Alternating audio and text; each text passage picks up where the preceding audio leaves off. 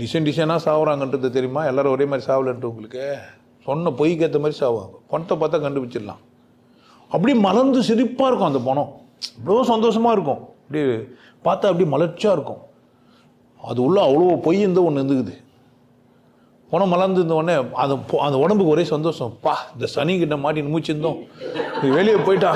இப்போனாச்சும் எப்படி வச்சுக்கலாம் நம்ம முகத்தை? நீ நினச்சிக்காதீங்க அது உள்ளேருந்து நல்லவன்ட்டு. அவ்வளோ கொடும் பாவி அது உள்ளேருந்துக்கிறான். அதனால தான் அந்த பணம் எப்படி இது அவ்வளோ இறுக்கமாக வச்சுருந்துக்கிறான். அப்படி இருக்க வேண்டிய உடம்ப, அவ்வளோ தளர்வாக இருக்க வேண்டிய உடம்பை எப்படி வச்சுக்கிறான்? என்னை பாரு எப்படி முகம் இருக்குதுன்னு. சும்மாலாம் பொய் சொல்கிறலாம் வச்சுக்க போகிற. உள்ள ஒன்றுமே இல்லைன்னா எப்படி இருக்கும்? மலர்ச்சியாக இருக்கும். வஞ்சகம் இல்லை, பித்தலாட்டம் இல்லை, யாரைனா அழிச்சிடலாமான்ற எண்ணம் இல்லவே இல்லை.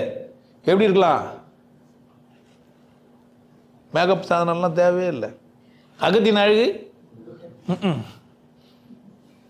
அவள் போய் சொல்கிறியா இல்லையா மூஞ்ச பார்த்தா தெரிஞ்சிடும்.